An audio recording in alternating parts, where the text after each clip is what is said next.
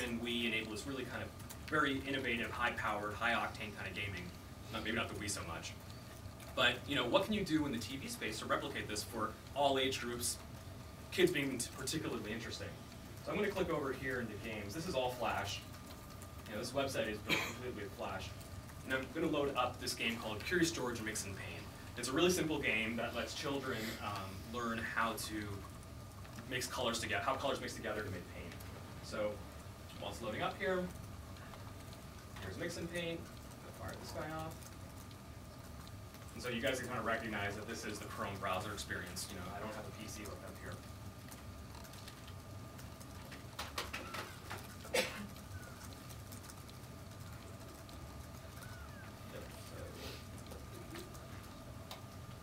Just follow some directions here, which I'm not that good at.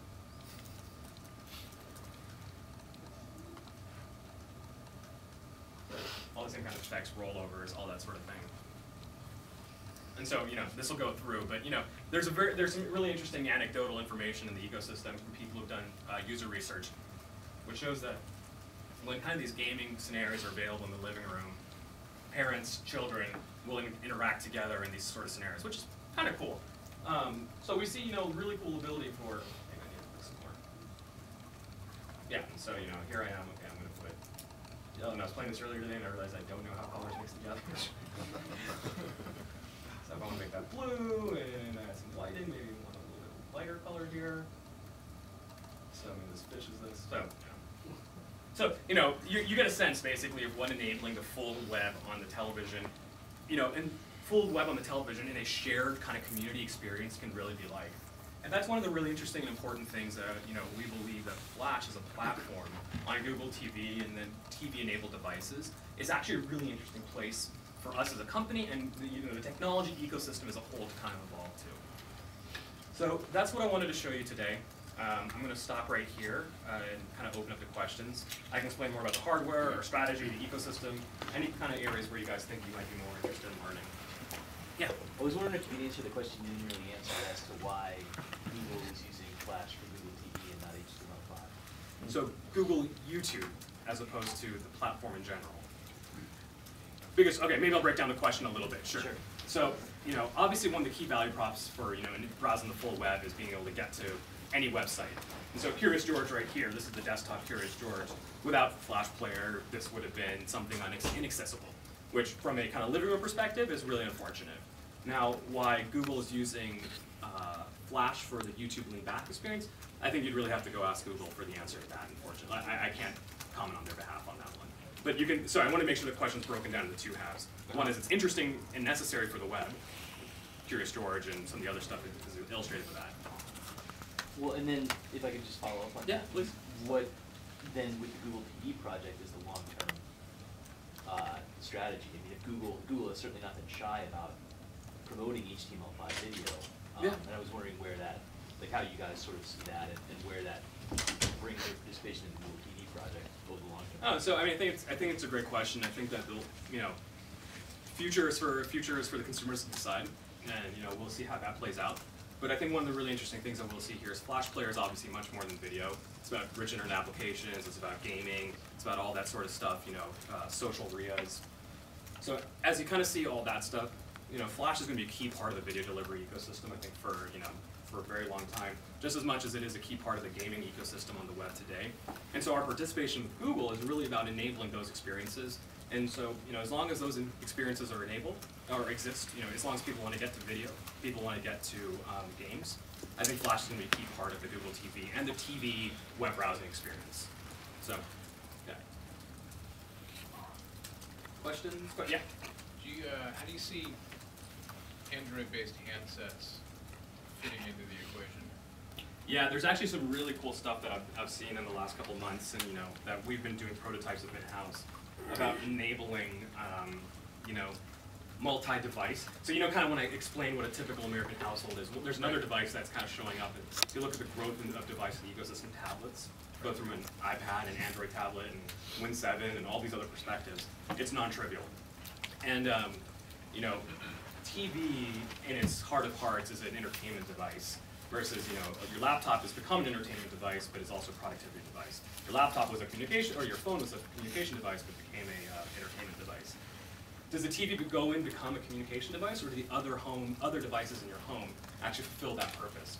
So there's some really cool prototypes that we've seen from partners, from some in-house, that kind of say, like, not only do you enable your phone maybe as a remote control, and this is all conjecture to some degree, but you also enable shared experiences. You know, can I pause on my TV, walk away, and take on the train for, you know, high-density urban metropolitan areas, things like that. The other kind of cool stuff that we've been prototyping with is, since this is Flash Player 10.1, you get the full ActionScript 3 language capabilities. There's a really cool set of capabilities we have in this platform, specifically around peer-to-peer networking and around discovery of devices. So, you know, I just come home, you know, one of the very early prototypes that we did, you know, kind of a mental explorations is my phone a login device? You know, so I think people have seen this on a laptop, right, where their phone Bluetooth connects to their laptop and the laptop unlocks. Could I actually see, like, oh, my favorite content when I walk into my living room because they're able to communicate with each other? So I think where the ecosystem will evolve from is really around, you know, devices and input mechanism.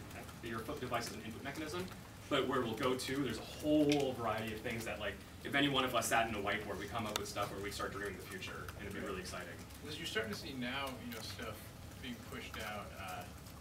You know, AT&T's new app for iPhone that apparently, I haven't tried it, but apparently it'll let you watch, you know, Uverse, their VOD service. And right. It'll let you stream, download content to your device, so you can, like you said, I'm watching the show in the living room, I have to leave, I can then pick it up there. Is that kind of stuff something you guys are working on?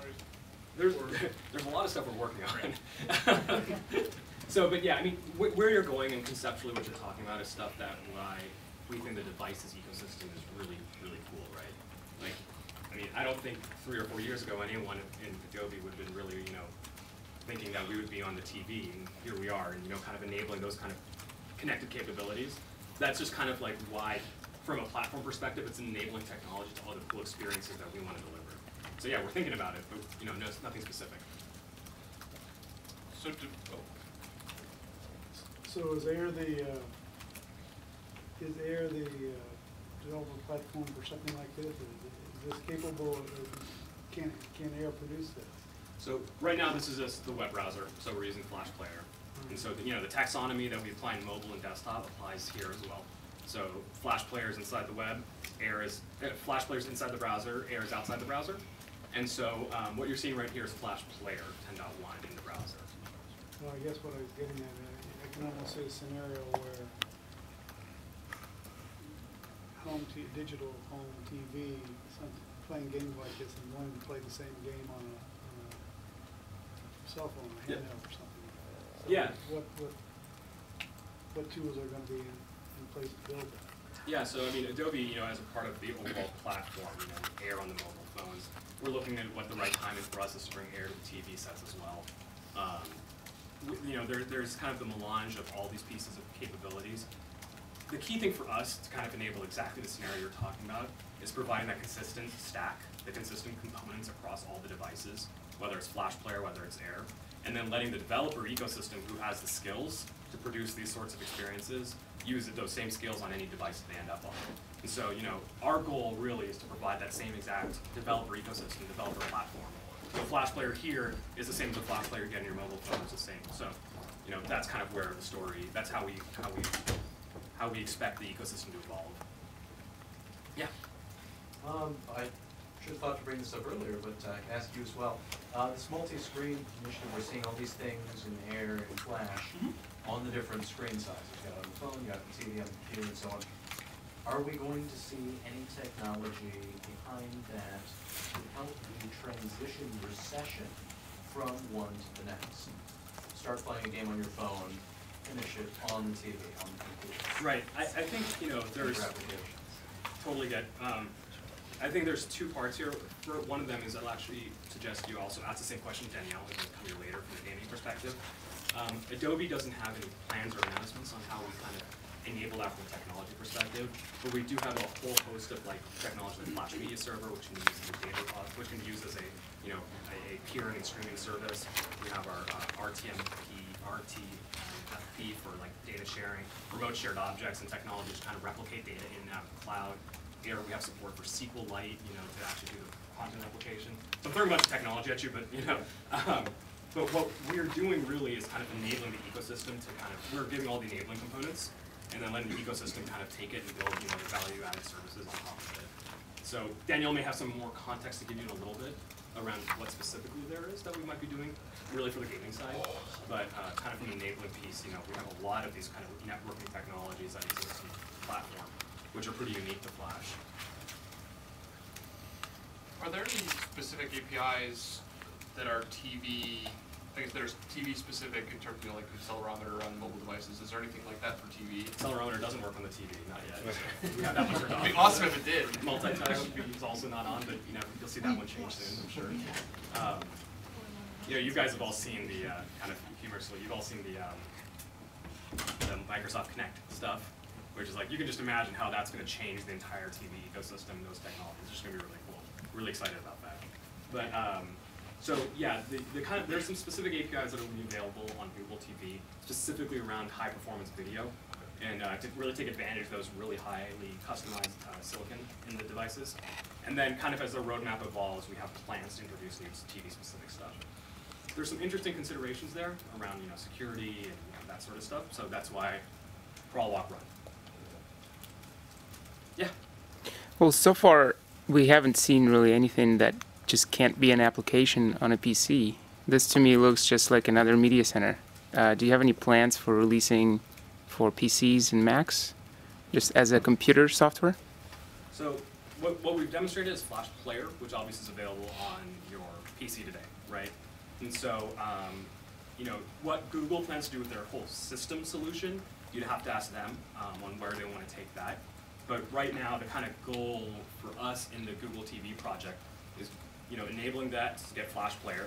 And the reason, actually, it kind of warms my heart that you say it's the same as what you see on the desktop, because that's kind of